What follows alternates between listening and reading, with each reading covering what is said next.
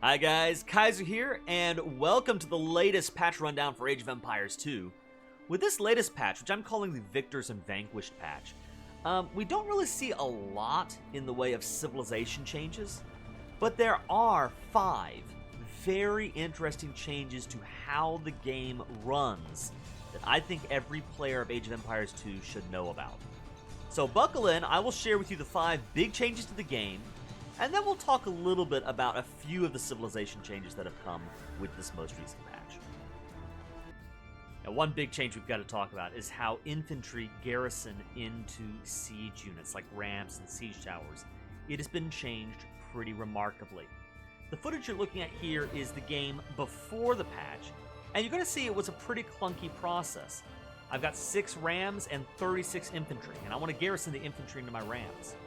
The way that it used to work is, I'd have to select my units, right-click a ram, wait for those units to garrison in, and then select the next unit. Wait, and garrison. You'll notice shift-clicking did not work. But the Victors and Vanquished patch has made this significantly easier. Watch this. I'm going to select my 36 infantry here, right-click one ram, and they immediately split up and go to all of the different available rams. So it's going to be a lot easier to use these sorts of ram push strategies. I'm really looking forward to this. And plus, as a little bit of a side note, now I can hit the ungarrison button one time and eject all infantry. I seem to remember having some issues with that in the past. Another quality of life change that I am very excited to explore are changes to how villagers construct farms when you are shift-clicking them. So the way that it used to work in-game, let's say that I select a bunch of villagers, and I shift-click a bunch of farms, is that the villagers would all go and build farm 1, one villager would remain behind, and then all the villagers would go to farm 2, and then one villager would remain behind, all the remaining villagers would go to farm 3, so on and so forth. And that means that it took quite a bit of time for the collection of villagers to get through all of the farms and actually start farming. It did its job, it worked, but it wasn't the fastest way or the most efficient way of creating these farms. Constructing farms is also going to be a lot more efficient now with the Victors and Vanquished patch. Watch this. I'm in slow motion here, and I'm going to throw down 8 farms. 3, 4, 5, 6, 7, 8. And what you'll notice is my 8 villagers, they'll build farm 1, and then each villager will split to his or her own separate farm. So that means the farms will go down faster, you can begin the process of collecting food sooner. This is a really nice change to the game. If you've been playing Age of Empires 2 for a while, you've had to develop some muscle memory, including the ability to drop off resources. I think where we see it most often in the game is early on when you're collecting boar meat. In order to keep your town center running efficiently, you can't wait for the villagers to fill up their pockets. You have to force drop the food into the town center. Now what you used to have to do is select your villagers, right-click the town center, and then right-click the boar. And that could lead to some small inefficiencies, especially if you accidentally misclick something, you accidentally send your villagers out of the TC, or you right-click a sheep instead of back to the boar. It can be frustrating. Well, now there's an extremely efficient way of doing this with a new button they've added called the Drop Off Resources button. Now with a simple tap of the A button, all of my villagers, the villagers I've selected anyway, will drop off whatever resources are in their pockets and immediately go back to work. Watch this. A simple click just like that. Now this next change to the game is all about defense. Let's say that we're in the early feudal age and I'm getting scout rushed here in the north. These villagers are in danger.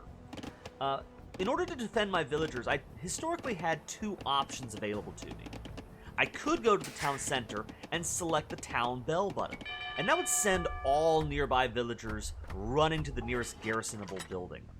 The problem with that option, though, is that would include villagers who might be safe. Like, for example, these 3 villagers who were in no danger.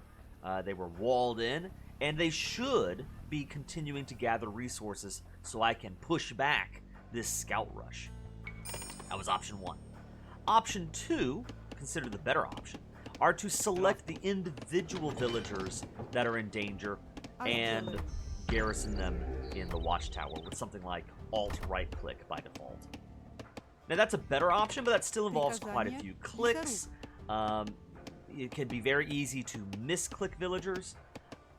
They've changed this now. They've given you a third option, and it may be the best option of the bunch. Now when you select villagers, here comes our scout, we're going to select the Seek Shelter button. And this is like a localized town bell. It's a town bell-like function that only works for the particular villagers you have selected. So you can grab villagers who are in danger, hit that button, they'll do what they have to do to run back to base, and meanwhile, all of the villagers who are not in danger will continue to work effectively. Now, alongside the new Seek Shelter button is an additional button given to garrisonable structures called the All Back to Work button. And this is a really exciting addition to the game that makes it much stronger than the old manual garrison feature. Because notice these villagers right here. What if you select, say, 17, 18 villagers, and they try to garrison them all into a town center? They can only fit 15. Well, with the old Send Villagers Back to Work button, these 3 villagers would just be left standing around, and you'd have to manually retask them. But with the new All Back to Work button, that will include villagers who could not actually fit into the town center or the watchtower. They'll remember the job they were doing, and they will go back to work. So it's overall far more efficient, and it does not require nearly as much micromanagement in order to get them back on task. Now, one last big change to the game comes in the form of military pathfinding. I had a hard time capturing this on video, but if you've been playing Age of Empires 2 for a while, you probably know what I'm about to talk about. Have you ever been doing a scout rush or something like that, and you tell your units to target a specific villager, but for whatever reason, your scouts decide to attack a different villager instead? Maybe it's closer, they just feel like not targeting the specific unit you have in mind. Well, with the change to pathfinding, they are now far more likely to go after the specific target that you have selected, if it's possible. And I think that'll make it a lot easier to snipe out specific enemy units. Now, the Victors and Vanquished patch has also introduced several civilization changes. Not many, but I do think that they are some interesting adjustments. First of all, for the Georgians receiving the majority of the changes, they no longer start the game with minus 50 food, so their opening will no doubt be a lot smoother. Also, their cavalry regeneration bonus has been adjusted slightly in what I consider an overall buff. I think this is a very minor, tiny little adjustment to their HP cavalry regen that should be slightly better than the way it was, but not a big deal.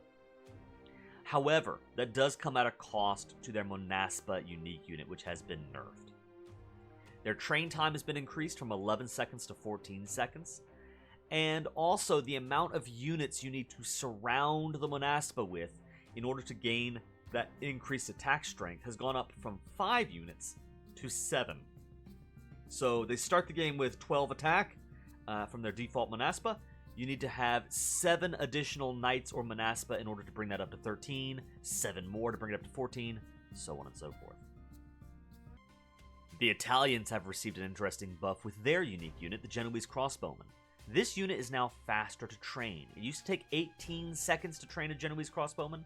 That is down to 14 seconds.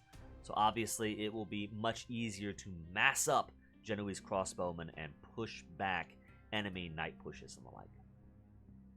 Finally, the Tatar have received an interesting change featuring their Flaming Camel. No longer is this unit tied to their Imperial Age unique tech, Timurid Siegecraft. Instead, you get the Flaming Camel out of the Siege Workshop, and it is available to you as soon as you hit the Imperial Age. Now, the train time has gone up from 20 seconds to 30 seconds, but it should still be easier to mass up Flaming Camels because it's easier to throw down multiple Siege Workshops than it is castles. So it'll be interesting to see if at all this changes how Flaming Camels are used by the average Tatar player. That's all we've got for today's video, guys. I hope you enjoyed the rundown of the Victors and Vanquished patch. If you liked what you had in this video, please consider liking the video, subscribing to the channel, and letting me know in the comments below if you would like to see more AoE2 news and patch rundowns. I really appreciate you guys. For now, this is the Iron Kaiser, signing off. Have a great one out.